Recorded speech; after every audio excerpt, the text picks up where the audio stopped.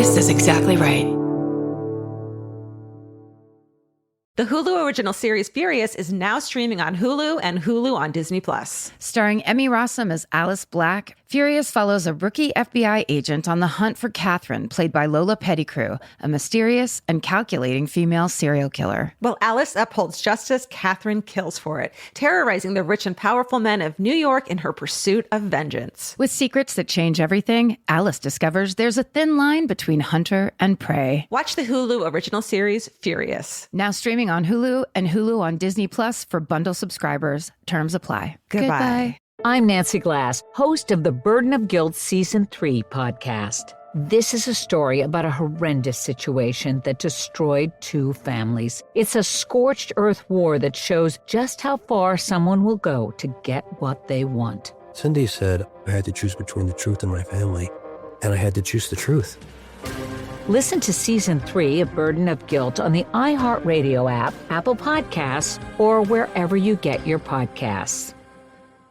This is Chelsea Handler from Dear Chelsea. Every week, the news gets worse, the world gets crazier, and Yamanika is here to tell whoever's responsible, you're the problem. Do you know I just found out who Sydney Sweeney was? If he got a bunch of women, then I should have a bunch of men.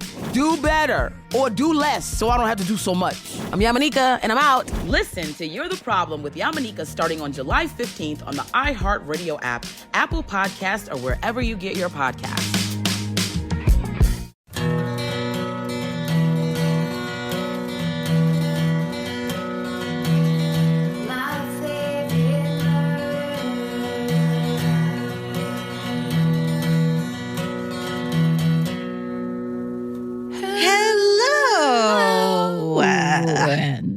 Welcome to My Favorite Murder. That's Georgia Hardstar. Thanks. That's Karen Kilgariff. You're welcome. And here we are, another week, another to spend together. Another season. Deep into autumn. What's that mug you're drinking from? Oh, this is just a mug Brandy Posey got me that says 12-foot skeleton fan club on it. I love it. It's a picture of a skeleton. She gave that to me for Christmas. That's so good. The handle is broken, so I can't hold it from the middle. I have to hold it kind of weird from the bottom. It looks like a newfangled way that you invented to hold a mug, which I'm impressed with. Oh, you know, I spent that semester in Ireland. We all held our mugs like this. You spent that semester of college, of mug holding class. Yes. Mm-hmm. First, I did pottery. Mm-hmm. Then I held the mug I made. I would like to actually start with an argument to say this. Yeah. I watched season 3 of Dairy Girls. Have you started it? Like a new season? There's a new season of Dairy Girls. I did not realize. It's a brand new season. And spoiler alert, if you need it to be fresh for you, I'm just going to talk about one thing that happens in the first episode. But the great Irish actor Liam Neeson plays a cop in the first episode. No. And he calls it Londonderry. Okay. Well, yeah. It came out of his mouth and I went, oh, they're going to get so mad at him. I was like, and then I went, wait a second. He fucking said it? It depends on what side of the skirmish you're on. Oh, he was a Protestant cop. Right.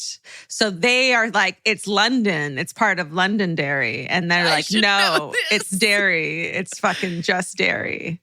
Okay. So that's why I think but I didn't know there was a new season. I just kept seeing that it was like top picks of Netflix. And I was like, that's great. I'm so glad. Just thinking it was season 1 and 2, which are like the most comforting, beautiful episodes of television I've ever seen in my life. There's more waiting for you. Yeah. I didn't know. So you guys, Dairy Girls, if you haven't heard us talk about it forever, there's 3 seasons now. I'm so excited. I have been so freaking bored with television lately. Like, there's just really nothing right now. You know what I mean? I mean, here's what happens to me when I go through, usually it's on Prime, and I go into each of the like separate channels that I watch. So it'll be like on BritBox. Yeah. Suggested for you. Seen it. And I literally will say it out loud. Seen it, seen it, seen it, seen it, seen it, seen it, seen it. Where it's like, you can't stay home for 3 years. No, exactly. And not watch every possible thing that you would like. That's exactly what it is. That's exactly what it is. I've been trying. There's new cold case files. Usually that brings me so much joy. Yeah. It's not. I'm missing something in my life right now, television-wise. Could it be that the key to watching Cold Case Files is you need to be in a hotel in a different city? That could be it. Kind of like exhausted and, you know, eating mac and cheese at 1 a.m. and watching Cold Case Files. Those are all my favorite things in the whole world. So that could possibly be it for sure. Yeah. It's just not the same not being right. in a hotel room. You're right. I have been reading a lot though instead, but that's boring too. God, I feel, you know when people say like, if you're boring, it means you're bored. No. If you're bored, that means you're boring. Right. That's what I meant. I hate that saying because I'm bored so often that it makes I me feel used like that it's me. saying to do drugs for a long time in my 20s. And I just want to say, How'd that go? being boring isn't actually that boring. It's actually kind of good for you. Being boring? Yeah. Okay. In what way? Because you can just kind of like chill out and not be so, for me, the energy I put into trying not to be boring, like whether it would be needing to talk loudly in public places or be with a certain crowd or be doing fucking stand-up comedy. I've been in a real how the hell did I do stand-up comedy for 20 years place. Really? Where it's just like the effort and the kind of like nonstop guts that it took. Yeah. Is such a clear trauma coping mechanism that yeah. You don't even have to explain that to me. I kind of just like, as you say it, I'm like, oh yeah. Well, yeah. And we know a lot of comedians and like most of them have some trauma that makes sense. It's not like, no, you're the only one. Everyone else is fine. No, I think I found my people when I started doing it where I was like, oh, good. Yeah. I'm not the weird one anymore. I'm absolutely like, this is just how it is with these people. You're one of the normal ones now. They made me look good, a lot of them.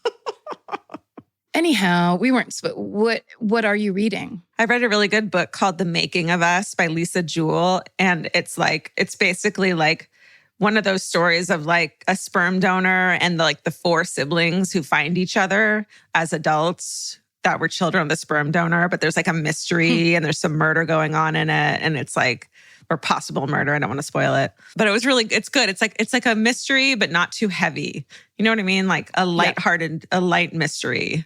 Yes. So it's not like dragging me down in any way. It's just kind of compelling and fun and interesting to see what happens. Compelling. Why don't I use that word more often in my life? That's exactly the word. Word of the week. Look for what's compelling in your life. Oh, I like that. If you're not compelled, you're not compelling. That's the new saying. Oh, wait, should we just really quickly talk about the fucking midterms and how all of America stood up and said, we're fucking sick of you taking away women's rights and being crazy fucking Nazis and attacking trans people and go home. Yes, guys. As a nation. We're so proud of us. Way to go. Gen Z came out and came up and you guys listened. So thank you so much for doing what needed to be done. You have to keep doing it. Yeah. Just by the by. Yeah, as a Gen Xer who never didn't even understand why politics existed until I was in my 30s. Right. You guys are in it for the long haul now. Well, it was made that way back then for you not to participate. They didn't want you to participate. It wasn't like you were lazy or you were like, it's like, it wasn't until like Rock the Vote in the late 90s that anyone fucking gave a shit because they didn't want 21-year-olds voting. They still don't. Right. They still fucking don't. And that's why. And the midterms are why. Right, exactly. It's so important. Yeah. If Twitter goes down, Gen Z, well, they're all on TikTok, so it doesn't matter. Yeah. But Gen Z has to know. How's TikTok for you, by the way? Oh, it's just a blessing every goddamn day. You buy anything good lately? I need to know. I already bought like 3 things that you were like, I found this on TikTok. And I was like, what is it? And I just looked it up and bought it. I'm just getting the reciprocal like bonuses. The thing of it is, it knows you better than any relationship you've ever had, where they're just like, Karen, don't you think you need a new foundation? It's like, well, I did just buy one 4 days ago. It's like, yeah, but don't you need this one that's moisturizing and for older skin? Look at all these skins that look good on it. You should try it too. Look at this 20-year-old who's wearing 50-year-old makeup and it looks good on her. It'll look good on you. Perfect. 50-year-old makeup. Wait, let me really quick just because my sister and Audrey and I have a real good thread going back and forth constantly of TikToks. Okay. So it's everything from really beautiful, like therapists giving you top 5 ways to deal with anxiety or whatever. Yeah. Through to like drunk girls falling down so wonderfully. Yeah. Just so like a Broadway show, but a drunk girl falling down. There's just like so much good shit in there. So wait. Oh, I want to see those ones. Little kids lip syncing. Yeah. Little kids saying the F word. Oh, I can't get enough of the little kids saying fuck like that. Oh. And they don't kind of know what they're saying. Right. And their parents are like, what did you say? Because they're trying to make like a cute video and instead it's a foul video. I love those. There's a lot of people that are talking to their grandparents or talking to their grandmas. Mm-hmm. This one, Dan Lamort, his grandma has a top 10 magnetic top 10. It says family, and then it has 1, 2, 3, 4, 5, 6, 7, 8, 9, 10 on either side. And it's all her grandchildren, her 10 grandchildren. And she rates them. She's ranking her grandchildren. Yeah. And then he's standing there and he goes, I'm number 4, but let's see what happens now. And he goes, Grandma, did you see my new tattoo? And she goes, and then grabs him off of 4 and puts him to 10. No. It's so funny. And it's very wholesome. Yeah. That's very wholesome. I like that. I'm so upset. Oh, one girl, Jolie_Ari, did a video of her mom holding a class at the local library teaching people how to grow basil. And it is it's like, if you want wholesome, it's the most wholesome thing you've ever seen. Yeah. Like there's just a bunch of stuff like that you'd never get to see otherwise. Okay. It's really funny. All right. I got to go back because I was a little overwhelmed with like suddenly all mine were dances. And it just was like, it's like not conducive to like a good night's sleep just to watch choreographed dancing for fucking 6 hours straight before you go to bed, you know? No, unless the dancers are like 10 gigantic construction workers wearing their like reflective vests and doing that Beyonce dance. Oh, I saw it. I saw that one. Yeah. There's a lot of those ones I love. All right, I'll do that one. Okay. Once you're in there, you have to say not interested to the ones you don't want to see as much. Oh, I didn't know that. And then you have to heart the ones that you like, and then it'll get you on the right algorithm. I didn't know that. Look at me being an old lady, not knowing how to. Could I have explained that more grandma-like? I was literally doing gestures above my head. You touch the heart. Touch heart. All right. Also, there's a girl that does a like 3-minute time lapse, her getting good at roller skating. And it starts where she's terrible and it ends with her doing like full front flips Holy shit. at the like skate park. Oh my God. I like time lapse. Yeah. Okay. There's good stuff in there. Okay, I'll do it. Fine. Okay, fine. What else you got? Anything? Oh, Marin, our researcher, very shamefully pointed out she's an amazing researcher, does a great job. When she did the research, she misused the word lifeboat and she meant seats on the lifeboat. So we were talking about the Titanic having like 1,500 lifeboats, but it had 1,500 seats on the lifeboats that they had. Okay. The numbers were kind of screwed up, and I think there were some historians that were pretty upset about it. Really? Mm-hmm. That was just a mistake. Okay. No big deal. Miswording. It's not a big deal. It's like if you listen to the episode where I talk about the guy that survived the Titanic and you go like, God, that's a lot of boats. You got to know I'm wrong. Yeah. Well, part of the Titanic was that there were not enough lifeboats. So for you to then have a number that's like out of control wouldn't make sense. And you'd go, oh, she must have misspoke or something like that. It's not a big deal. You have to really look at it like if your friend was forced to give a speech in front of the high school, but we do this for a living. Right. Every week. That's all. Don't come here. Are you coming here to fact check your newspaper article? Go away. That's a bad idea. That's just a straight up bad idea. All right. Should we do some exactly right highlights? Yeah, let's do it. Oh, well. Hi. This week, Kurt and Scotty had a little guest on Bananas, and her name was Georgia Hardstark. Hey, that's me. You guys talked about all the weirdest news in the world, I imagine. We absolutely did. We had a lot of fun. I love those banana boys. The Bananas boys Can't beat him. Can't beat him. And then on Adulting with Michelle Buteau and Jordan Carlos, comedian and The Daily Show correspondent Roy Wood Jr. joins Michelle and Jordan to discuss all things adulting. Roy Wood is one of the funniest stand-up comics on the planet. Rumors he's going to replace Trevor Noah because he's a very popular correspondent on The Daily Show. He's so hilarious. Truly one of the greats. Check that out, you guys. And then also, guys, the holidays are upon us. Hate to be the ones to tell you this. If you're looking for discounts on holiday gifts for your favorite murderinos, including yourself, our Black Friday sale starts November 25th, and it runs from the 25th to November 28th. Everything is 20% off. And now you can find merch for our Exactly Right shows on the MFM store. So shop for everybody, for every podcast, the lover of all podcasts, all at one time. It couldn't be simpler. That's right. That's at myfavoritemurder.com. I'm Nancy Glass, host of the Burden of Guilt Season 3 podcast. This is a story about a horrendous situation that destroyed 2 families. It started more than 7 years ago when Cindy and Kenny were 2 40-somethings who had just gotten engaged. Days later, they walked into a scorched earth war they never saw coming. Turn around and place your hands behind your back. The cops came into my house and threw me in jail. And to Cindy's surprise, her fiancé Kenny was charged with abusing one of her children. I never once doubted Kenny, and I always doubted the accusation.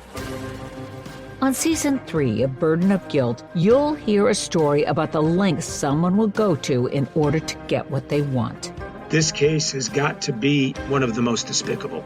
Listen to Season 3 of Burden of Guilt on the iHeartRadio app, Apple Podcasts, or wherever you get your podcasts. This is Chelsea Handler from Dear Chelsea. Every week, the news gets worse, the world gets crazier, and Yamanika is here to tell whoever's responsible, you're the problem. Do you know I just found out who Sydney Sweeney was? If he got a bunch of women, then I should have a bunch of men. Do better or do less so I don't have to do so much. I'm Yamanika, and I'm out. Listen to You're the Problem with Yamanika starting on July 15th on the iHeartRadio app, Apple Podcasts, or wherever you get your podcasts. There was no anything inside those eyes. They turned black. It scared the hell out of me. People, wake up! I'm the one that saw the murder take place by Krebeck and DePippo. Anthony DePippo showed no signs of remorse, appearing unfazed after being sentenced to the maximum. I said, I'm not guilty. I'll take it to the grave. Listen to The Devil's Quarry in the Bone Valley feed on the iHeartRadio app, Apple Podcasts, or wherever you get your podcasts.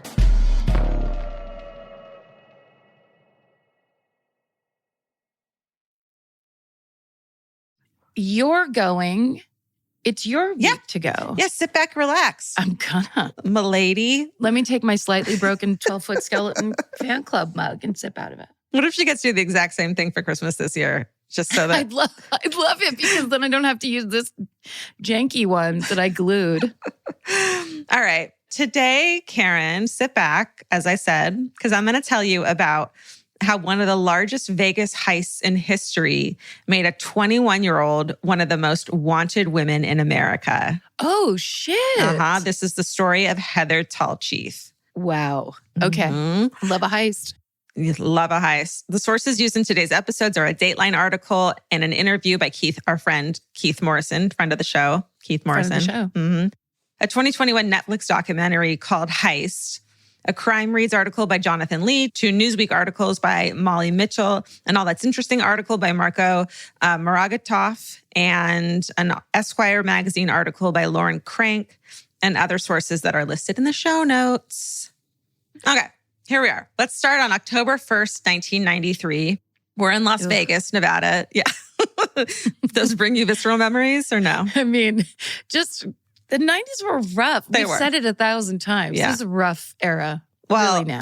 Imagine Vegas in 93. Like it was kind of a pit at the time. It wasn't what it is today where it's like Bellagio and these beautiful fancy ass Wynn hotel. Like it's not nice in 93. A lot of cigarette smoking. I think they handed out free cigarettes at the door of every casino, if I'm not wrong. I feel like it wasn't in its heyday. It was like what Times Square was in New York, you know? Yeah. It wasn't a family-friendly place at the time. No. They did have the Luxor. Oh, that was fancy for sure. That was a true pyramid. Also, don't tell my dad that it wasn't a family-friendly place, because guess where he would take us when he had us for the summer? To Las Vegas for some reason. For how long? Like a weekend, whatever. We'd stay at Circus. We'd play video games while he would gamble. Just run loose. I mean, come on, can you imagine? Hey, Marty, do your thing. Marty's got to do what Marty's got to do. Marty. Okay. Kids, you love the desert and you love air conditioning. That's right. And gambling and cigarette smoke. Let's do this. Let's do this. On October 1st, 1993, in Las Vegas, Nevada, 21-year-old Heather Tallchief is clocking in for work as a Loomis armored van driver. And so it's one of those armored vans that are all like official. There's armed personnel, super high security. They're the people who go around distributing cash to the various ATMs, banks, and stores around Las Vegas. So we're talking a lot of money being exchanged. It's a heist movie starting. The Loomis vans are what you see at the beginning. Any kind of armored car. It's an armored car. We're there. Exactly. Yeah. Again, this 21-year-old Heather is the driver, meaning she doesn't handle the money directly or even get out of the van. She just kind of pulls up to where the two people in the back jump out, and they're the ones who handle the money. But she's manning a vehicle that day that's carrying millions of dollars. On this particular morning, she's hauling $4.6 million. Wow. A 21-year-old should not be near $4.6 million. But I bet that happened all the time in Vegas because that's all they do. Totally. Because that's all they're just taking your money hand money. over fist and putting it in the bank. That's right. So Heather's not exactly the most experienced driver, and she doesn't even know Las Vegas that well. She just moved to the city. She's only had her driver's license for a few months. Her partners that are in the back admit on this documentary that she's a bad driver and almost hit one of them before. Oh, Jesus. On paper, she's not the most obvious candidate for a high-risk job that involves transporting millions of dollars around a pedestrian-filled U.S. city. But she has a certain energy about her. She's described as hardworking, empathetic. She's kind. She is so fucking beautiful too. Like that's another thing is she's very charming and very beautiful. And she shows a real interest in her coworkers' lives and well-being. She's just everyone loves her. Sounds like a plant. Don't you think? Yes. Gorgeous. Right? Yes, gorgeous.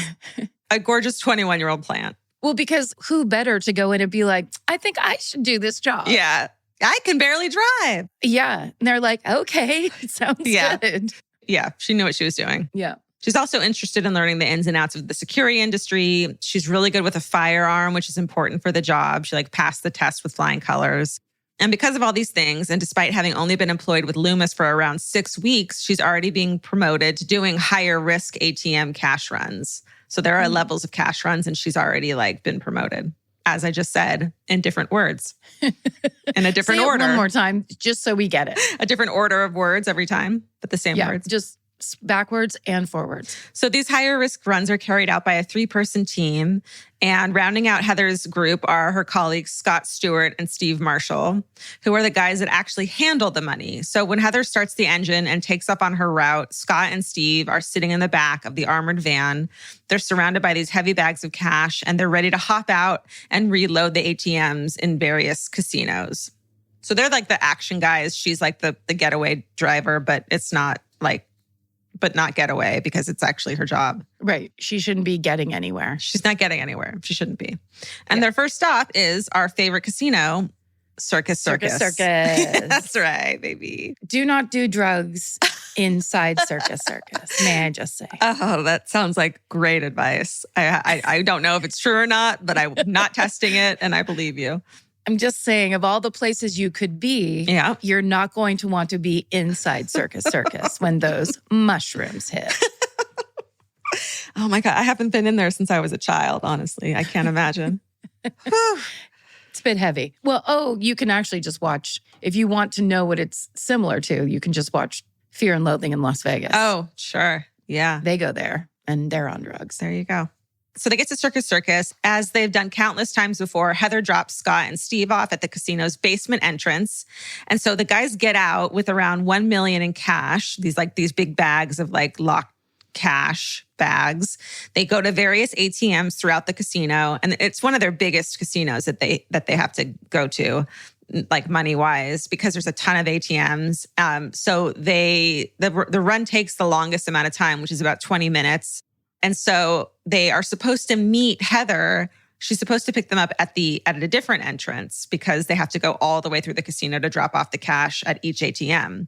So as expected, at around 8:20 a.m., Scott and Steve are finished reloading the ATMs.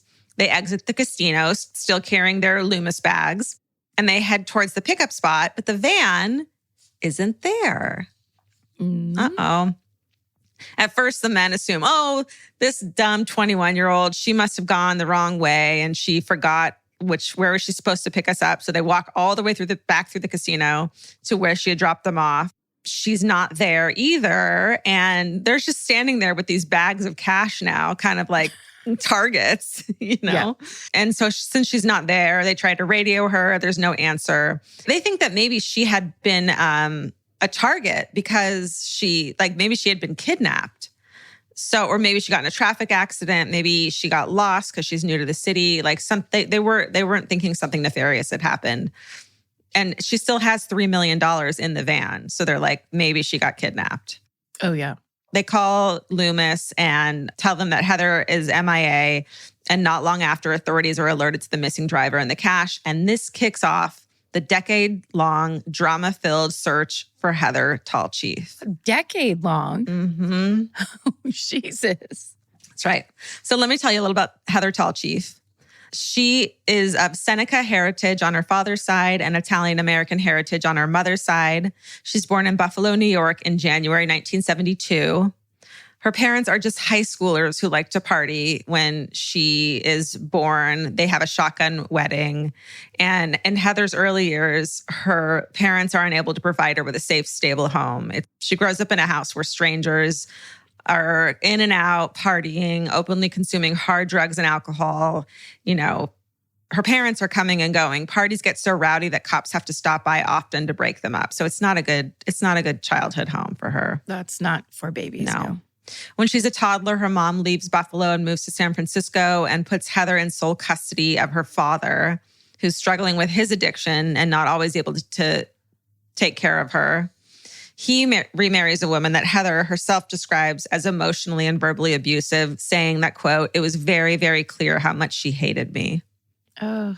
She manages to get through her childhood, and when she's 17 years old, she decides to leave home, heads to San Francisco, hoping she can reconnect with her mother, but finds that her mom is in a really rough spot and she's not able to establish that relationship at all. And it's incredibly hard for Heather, but she's a very strong young woman and decides to stay in San Francisco. She gets her GED and then trains as a nursing assistant. And spends the next 4 years working in hospice care. And so this is the early 90s in San Francisco. So she's working with a lot of young patients suffering from AIDS. Oh, yeah. Yeah. That's heavy. And it's really hard for her. By all accounts, she's an excellent caregiver. One of her coworkers says that she, quote, "had this amazing empathy with patients. Even the ones closest to death would be smiling when she left their bedside."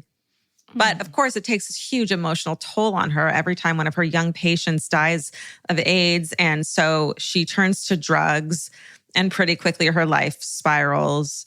Eventually, the emotional stress is so intense, she's unable to maintain the job and just starts doing drugs and drinking alcohol to cope. And by early 1993, at just 21 years old, she has no money, few people to turn to, and feels incredibly hopeless about her future. Oh. I know. That is until one night. Who's going to come into this picture now? Is it going to be a handsome young man? It's going to be a handsome young sociopath, right? Yeah. Well, he's not that young, actually. He's a lot older than her. He's 27 years older than her, actually. Sorry, I misled you with the young man thing. That's all right. She looks like a young Naomi Judd. Oh, my God. So she's like gorgeous. And this guy looks like Benicio del Toro. So like gorgeous in his own way. Yeah. Not young, just now. So like the most attractive people you've ever seen in your life, essentially. Yeah. So Heather is in a bar in San Francisco, and this handsome man offers to buy her a drink. Wait, which bar? I could have been there. I know. Literally like 1991 in San Francisco. 93. Was it the Deluxe? Oh, that was the year before I moved. I could have been there. They might have just saw you do stand-up. Tornado. They were like, God, we saw this girl. She was 14th on the lineup. Amazing. Real deep. She really got us into wanting a closer relationship. She gave us this vibe of like needing each other. I caused this crime. You did. This is your fault.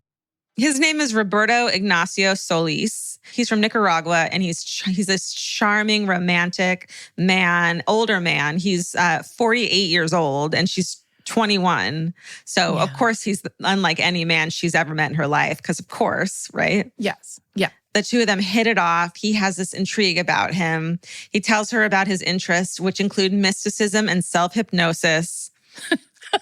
Yeah, that guy at the bar. You know when you get all hot and bothered because a guy tells you he's into self-hypnosis? In 5, 4, 3, 2. But he's also into like tarot card readings and like mysticism and also sex magic. Oh. Which is spelled with a CK. CK, It's like a certain kind of, it's the kind of thing that I guess the idea behind it is that like sex has so much energy behind it, and it's like taking the energy of sex and using it in your actual life, not just in sex. That is the most like, I'm 42 years old and I've never experienced this in my life kind of definition. Basically, it's a way someone can convince you have to like, hey, we got to harness all this sex energy so we can go use it to like work out or whatever. Right. Is that what it is? I mean, it sounds like the 90s version of would you like to come up and see my erotic etchings, where it's just like, are you cool enough to get into sex magic, or are you lame? Right, exactly. Are you a square or like, do you have an open mind and an open heart, 21-year-old? Of course you're 21. Every 21-year-old has an open mind and an open heart. Like that's the easiest fucking place to start. And I think that thing when you're in your 20s and you're kind of like out on your own, and that idea of somebody, basically what this guy said is, I'm super deep. Yeah. I read tarot cards. I like mysticism. Yeah. I hypnotize myself. Yeah. And let me tell you, you think you know magic.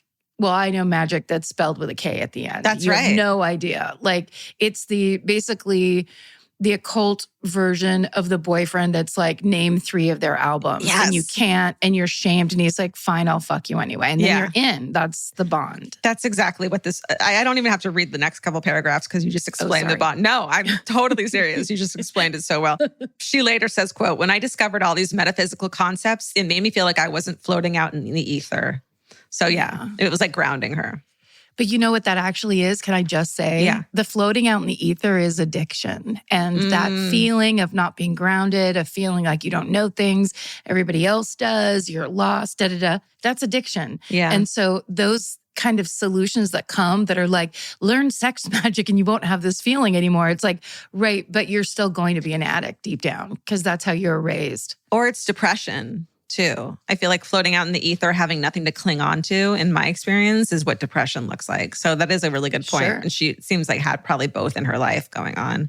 Yeah. Both of our points are just, it's best to look to yourself. Right. As opposed to like, I'm going to read some cool book at like a bookstore where the book bindings aren't complete because that's San Francisco in the 90s. Get into sex magic all you want. Like that might be your thing, but you don't have to have like a swarthy dude in the bar tell you about it to make it meaningful.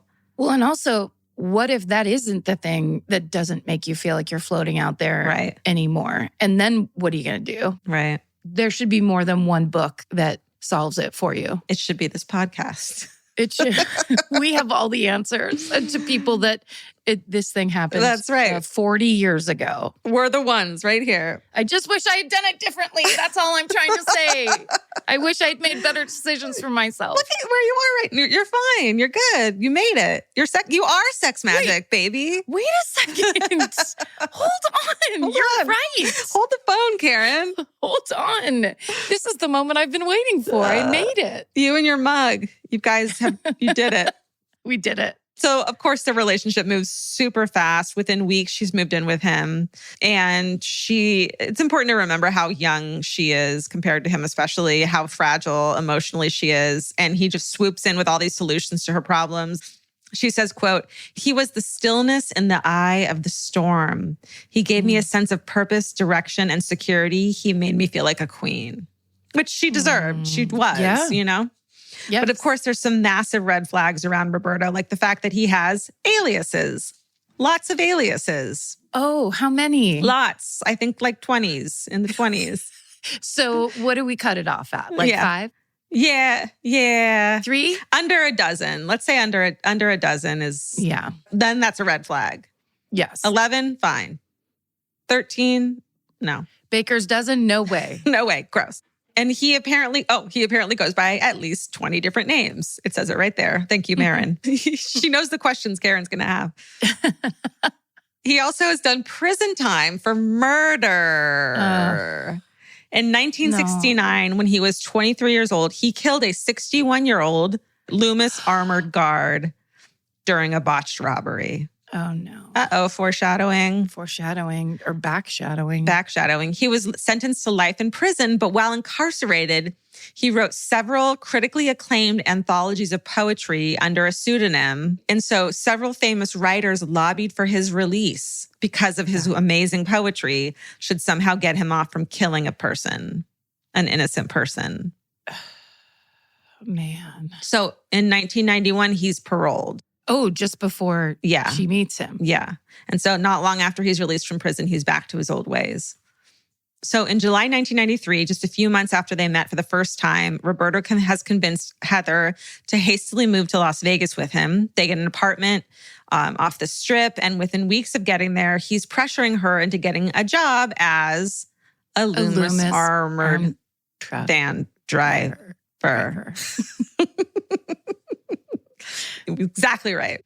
Man, that sucks because here's the thing, like when we were talking about that other stuff and it's like, the age thing, look, if you meet somebody and you have that magic moment, there's no fighting that. No. Especially when you're 21. Yeah. You have a couple ciders down at the Tornado. Sure. Whatever. Oh, the Tornado.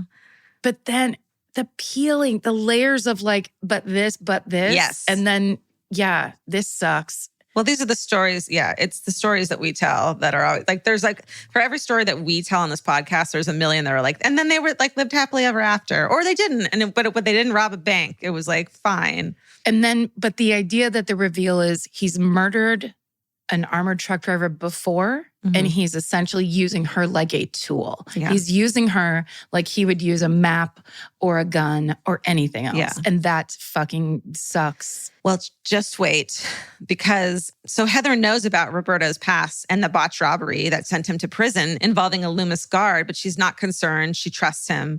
So in August 1993, she applies for that job and she gets hired. Yeah. So of course, she tells Roberto the ins and outs of her job. He asks a lot of questions, wants to know all the details. She starts taking notes for him, tells him about Circus Circus and how it's the longest period that she's alone for. And it's at the beginning of the day, so she has the most money at the time. Long story short, a robbery is in the works before long. Roberto rents a garage space under a fake name and fake business.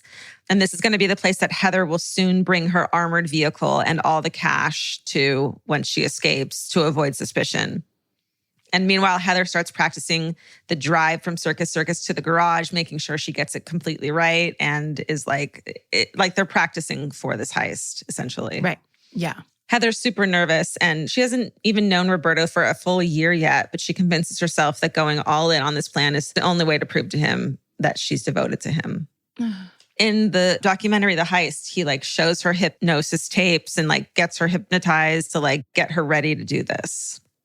So like they're super into like sex magic and tarot and all of the things we talked about. But yeah, a grand larceny is not the same as that. It's such a weird entree into it. It is. This is how I'm deep. I also love to rob people and murder people. Right. So now we're back to October 1st, the morning of the heist, and Heather is ready. Roberto has given her detailed instructions and everything is in place. She drops off her two coworkers, our friends Steve and Scott, at the designated spot at Circus Circus. Then they go inside, and in a moment that will change her life forever, she drives away. Oh. Now, I wonder, sorry, at the very beginning, I was thinking if she just did that independently. Like, because that would be wouldn't that be a thought that would go through your head if you had that job where you're just like, everything's on the straight and narrow, but then they leave and you're just like, there's so much money in this truck. I could just drive forever. Yeah. Well, it's $3.1 million that's in the truck in 1993 money, which is almost double. Like, I think more than double today. So it's $6 million. She drives, just takes off with. She soon arrived at the garage where Roberto was waiting for her, but she kind of panics when she gets there because she realizes as he aggressively takes her gun, which rattles her, she suddenly realizes that this man that she knows is capable of murder doesn't really have a lot of incentive to keep her around at this point. She's done her job. So she's like, oh, fuck, is he going to kill me? But he doesn't. And they're just running on pure adrenaline. She changes into her disguise that's been picked out by Roberto. She's going undercover as an old lady. Oh. She has this like gray shampoo set wig, a big old sweater, Afghan sweater, massive glasses. Together, they put all the bricks of cash into several moving boxes, tape those up, load those boxes into the vehicle. They leave the garage and they make a quick stop to mail the boxes of cash to Miami. So they're just mailing huge boxes of $3.1 million to Miami and just trusting it'll get there. This is like if I planned the heist.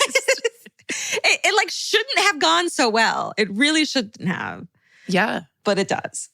So then at 11:20 a.m., Heather and Roberto go to the airport with Heather in her disguised as a frail elderly woman, and Roberto, who's now dressed as a doctor, he pushes her in a wheelchair.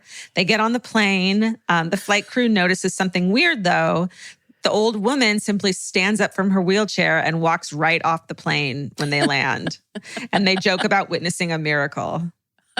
So you gotta act the part the whole way, The whole time. Yeah. That's like a thing in theater where it's like once you exit the stage, you should still be acting like as you go past the curtains. Just run. Yeah. Don't just suddenly drop it and start making phone calls because the people might be able to see you. It's like that thing, but for Florida. Oh, I know. At least act old and decrepit until you're inside an apartment of some kind or a hotel room. Yeah. Also, she's like beautiful with perfect skin. So it's going to be kind of hard to like pretend that you're, I don't know. She's like, I never went outside. That's right. That's my secret. SPF 30. I ate cherries every day. What? Why are you standing and doing cartwheels? Meanwhile, the police are looking for Heather. They're afraid that Heather had been kidnapped. Like, they're still not sure that she had anything to do with this. So of course, this huge manhunt goes on. But in Denver, Roberto and Heather take a limo to a motel. They change outfits. Then they go from Denver to St. Louis to Missouri to New Orleans. Finally, they end up in Miami where they hide out in a hotel. They get the cash that they had sent. No problems there, because of course not. Like, what the fuck? It basically seems like at this point, Roberta takes the money somewhere else and Heather kind of has nothing to do with the money. Like, she's kind of just hiding out. Like, her job had been done. By mid-October, which was only like a couple weeks after the heist, police have received a few interesting leads. The charter pilots, of course, were like, oh, we saw this miracle where this woman, like they told on her, basically. Oh, sorry. That was a chartered plane. It wasn't like it wasn't a regular plane. Yeah, okay. Sorry. Yeah. That's also not a good idea. No, I don't think so either. It's like so obvious and so like specific, like who was on that. Yeah, because you still have to show them your ID. Yeah. Like, you can't, it's not like you can just get on a chartered plane and like, buy your way somewhere. You still have to give it all up. Right. So why not just get on a Southwest and blend in with all the other weird old ladies that act young? In 93. Yeah. The man who rented the garage to Roberto realizes who his tenants were. He tells on them. They basically figure out that Heather has a lot to do with this. And she wasn't a victim in this. But they're still worried about her because they also are like, well, he doesn't need her anymore. So they're all kind of assuming he killed her. Yeah. At some point. So like, yeah, her whole family is like worried that she had been killed for this $3 million. But back in Miami, Heather is sick with anxiety, feels increasingly isolated, and it only gets worse as Roberto becomes more and more distant. He uses his charm to enlist a young local woman named Marlene to run errands for them. So they had kind of had an agreement that it had been an open relationship on his part. So he brings in another young girl, and Heather's starting to feel pushed to the side. she's not sure what she can do about it because she's a fugitive. She has to basically stay in this hotel or motel the whole time. Before long, Roberta decides to get the cash out of the US. And so the trio all end up in St. Martin about a month later. Then something totally unexpected happens. Heather discovers that she's pregnant. Oh. Marlene, the third, is pissed. And so she gets the fuck out of there. So now it's just Heather and Roberto again. He organizes fake travel documents to the Netherlands and where they'll be protected from extradition back to the US. So their escape plan is executed perfectly. Again, no hitches. They end up in Amsterdam. Everything is fine. They have fake passports and all this shit. Do they speak the language? Like, how do they're just there? The language of what? I don't know. Like, the language of, I have $3 million. Let me do what I want. That is a good language. A lot of people speak that language. They end up in Amsterdam in 1994. And in the summer, Heather gives birth to the couple's son. By the way, by the time they escaped to the Netherlands, it's only been about a year since they first met. It's been a very short whirlwind romance, if you can call it that. Yeah. Back in the United States, investigators are scrambling to track the couple down. In May 1994, the case is featured on Unsolved Mysteries as part of an FBI alert. Tips roll in, but the trail goes totally cold. So they're like scot-free, essentially, at this point. Wow. Yeah. I'm Nancy Glass, host of the Burden of Guilt Season 3 podcast. This is a story about a horrendous situation that destroyed two families. It started more than 7 years ago when Cindy and Kenny were two 40-somethings who had just gotten engaged. Days later, they walked into a scorched earth war they never saw coming. Turn around and place your hands behind your back. The cops came into my house and threw me in jail. And to Cindy's surprise, her fiancé, Kenny, was charged with abusing one of her children. I never once doubted Kenny, and I always doubted the accusation. On Season 3 of Burden of Guilt, you'll hear a story about the lengths someone will go to in order to get what they want. This case has got to be one of the most despicable. Listen to Season 3 of Burden of Guilt on the iHeartRadio app, Apple Podcasts, or wherever you get your podcasts.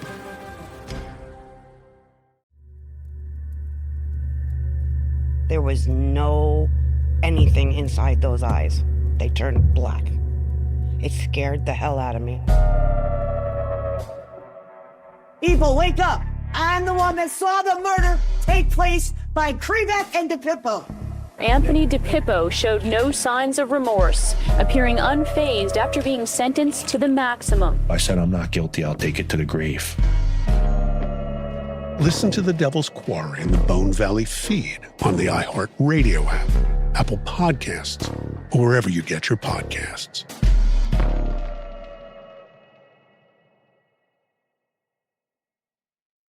Hey everyone, it's the Jonas Brothers. This week on the podcast, Hey Jonas, we're hanging out with Michael Bublé. After Kevin's recent interesting confession about Michael, we figured there's only one thing to do. We must invite Michael Bublé on the podcast, and we want to know what's on his Sexy Time playlist. You know, I did an interview, and they're like, have you heard about this Jonas Brothers thing? And they were like, what did you think of it? And I was like, well, I mean, it's reciprocal. We talk about Kevin's confession, Michael's reaction, and a whole lot more. Our conversation with Michael Bublé is out now. Listen to Hey Jonas on the iHeartRadio app, Apple Podcasts, or wherever you get your podcasts. So investigators think that if she's alive, Heather's probably living the high life somewhere with Roberto. But of course, the reality is way different. She's deeply unhappy, does not have any access to the stolen money. Like, she's not living the high life at all, even though she's the one who made the big heist, give her that money. She should have set up a little bit of a deal where it's like, if you're going to mail 3 boxes, I get one of the boxes. That's right. Just because I took the hit. That's right. And then Roberto is increasingly cold and distant. He continues to have affairs with other women. So eventually Heather has had enough and she realized that she's being manipulated. And motherhood has changed her completely as well. All she wants now is to give her child a stable, safe home. So not even a year after the heist, Heather leaves Roberto, takes their 2-month-old son and $18,000 with her. And Roberta doesn't even try to convince her to stay. So she leaves. But she stays in Amsterdam. But not much time passes before the money's running out. And as a fugitive, Heather's options for making money are super limited, but she can't just walk into an office and get a job. So she begins working as an escort. And in early 1997, through the connections she's made working, she gets passports for her and her young son. They get new names. And in February that same year, the heist is featured on America's Most Wanted with a $300,000 reward for information. So the FBI is not fucking around. Yeah. Heather, who police still think could have been killed following the robbery, she's ranked number 3 on the FBI's 10 most wanted list, which makes her the highest ranked female criminal since the list began in 1950 and the most wanted woman in America. Wow. At 21 years old. Do they have Roberta's name? Yeah. She's the only connection. Oh, he's on there too? Yeah, they know. Yeah. From that point on, Heather starts working as a hotel maid. And aside from this huge secret she's keeping, things start looking up. She soon meets a man she falls in love with. He seems to genuinely love her back and wants to take care of her. They have kind of this happy, quiet life under this new alias. But she, of course, knows that the clock is ticking because when her fake passport expires in a few years, the whole thing could fall apart. And all she really wants to do at this point is give her son a stable life. And that's not going to happen if they have to keep moving around based on the passport. So then over a decade passes since the heist. Whoa. And Heather, really wanting to give her son a stable life, is ready to come clean. Ooh. Knowing it's the only way. So on September 12th, 2005, Heather, who's now 32 years old, flies to Los Angeles. She meets her attorney at the airport. They sneak off to a hotel, and under strict confidentiality, her lawyer invites the New York Times and Dateline to attend a private interview where Heather tells her story, tells them everything, and explains why she's returned to the U.S. The plan is to sell the story to other media outlets to raise money, which would go towards repaying what was taken during the heist. So she knows she's going to have to pay back everything she took. Yeah. And she also knows she's probably going to have to go to prison. Doesn't matter. She's totally relieved. Her relief is palpable in the interviews. She says she feels positive despite the circumstances. And when she talks about her son, she says, quote, "I'm doing this for him. I feel that by turning myself in and surrendering, I can give him a better life, one that he deserves." And she says she feels like she's setting herself free. And he's only like 10 at this point, by the way. Just 3 days after arriving in Los Angeles, Heather travels back to Vegas for the first time since the heist. There, she hands herself to the U.S. Marshal, and she's charged with bank larceny, fraud, conspiracy, and making false statements to obtain a passport. If she's convicted, she faces up to 40 years in prison, in federal prison. Oh. Her family back in Buffalo are stunned. They all thought she was dead. Like, they didn't know that she was alive and that they had another grandkid at all. Oh. I know. That's sad. Oh. They said it was like seeing a ghost. During her trial, Heather is remorseful, and she says that Roberto targeted her when she was young and vulnerable. And she also claims that he brainwashed her into following his orders through things like hypnosis and, our friend, sex magic. Yeah. Nonetheless, Heather pleads guilty to embezzlement and possession of a fraudulently obtained passport. At her sentencing in March 2006, she tells the court, quote, "I've made a decision to do what is right. I want to be accountable." Wow. She receives 5.5 years in a federal prison and is ordered to repay $2.9 million to Loomis before she dies, which I'm going to call bullshit on because there's no way they weren't insured for that money. They were insured, but also he's got it. Yeah. Go find that guy. Yeah. He'll get it. Exactly. Go find his moving boxes. She doesn't have it. She clearly doesn't have it. They would have found it if she had had it. And it had been repaid through insurance. There's no fucking way it wasn't. Also, if she had it, she'd be living on the Amalfi Coast. That's right. She'd be fucking George Clooney's neighbor and be like, peace. Yeah. She wouldn't have had to turn herself in if she had had the money. No. Yeah. In June 2010, she's released on parole and remains under federal supervision until 2015. So she's free now. Today, Heather's 50 years old. She remains incredibly close with her son, who's now 28 years old. And they've both been able to reestablish themselves in the U.S. Heather's reportedly working in healthcare once again. But other than that, we don't know much about her. She's very secretive. She doesn't like the spotlight. In fact, in the documentary, The Heist that I watched about her, an actress plays her talking head. So like she doesn't even want to be on camera. That's smart. Yeah. She keeps a low profile and she protects her privacy. As for Roberto, Heather says she hasn't spoken to him since she left him in 1994, but she remains fearful that he'll someday track her down. And she said that even if she knew where he was, she wouldn't tell anyone. Because of the danger? Yeah. Yeah. Which is sad and scary, that she's still so afraid of him. Yeah. Robert Ignacio Solis remains on the run with the missing cash and is still wanted by the FBI. If he's alive today, he would be 77 years old.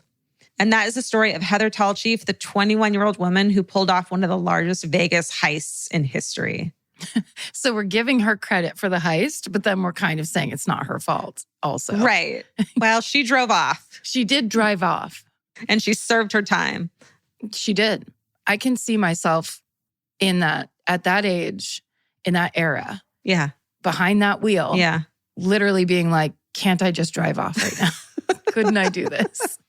With no sex magic involved. There's one part that's so 21-year-old in the heist where she explains how once they got to Miami, they took the money out of the bags and the money had come from the ATM machine. So it was used money and she wanted to roll around in it. And she was like, it was the most disgusting smelling money. The reality of it was pretty oh yeah, that's what it's really like. Is actually is disgusting, smelly, dirty money.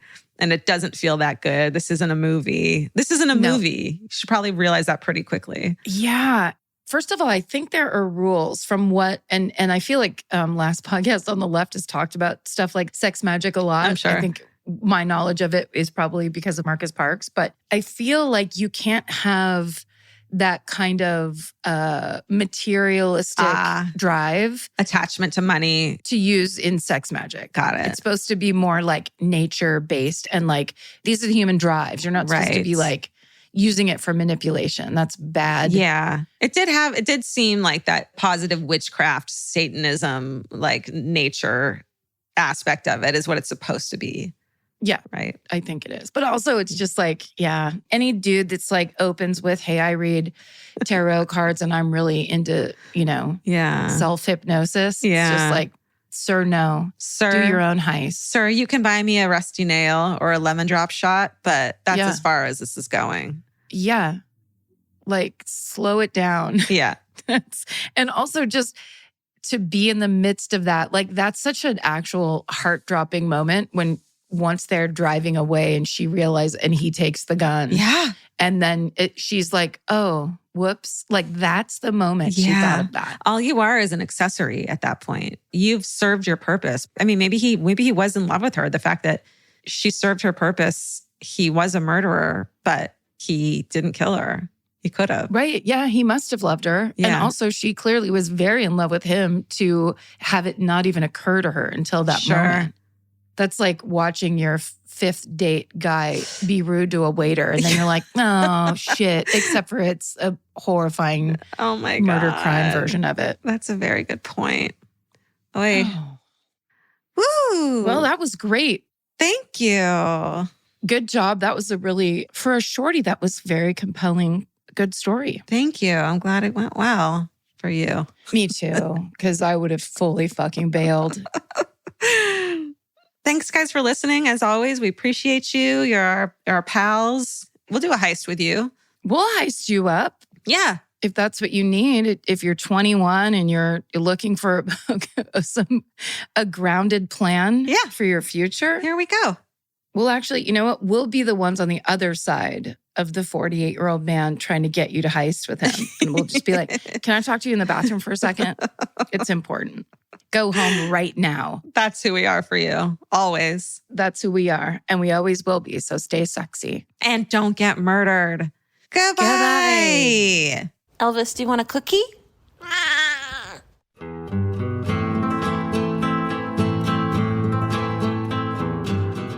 This has been an Exactly Right production. Our senior producer is Hannah Kyle Crichton.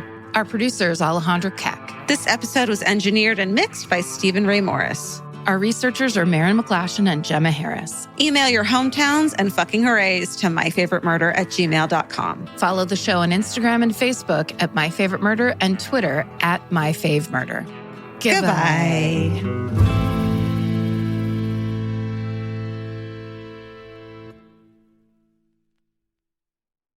I'm Nancy Glass, host of the Burden of Guilt Season 3 podcast. This is a story about a horrendous situation that destroyed 2 families. It's a scorched earth war that shows just how far someone will go to get what they want. Cindy said, I had to choose between the truth and my family, and I had to choose the truth.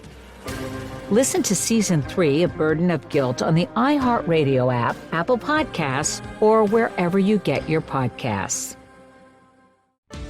Joy is essential, and it's also elusive.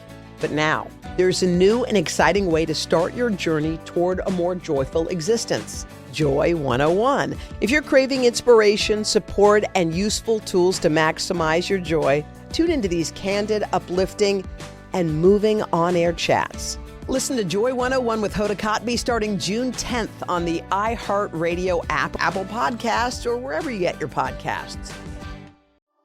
On Boxing Day 2018, Joy Morgan was last seen at her secretive church. 6 weeks later, she's reported missing. I'm Charlie Brinkhurst-Cuff, and after years of investigating Joy's case, I need to know, what really happened to Joy?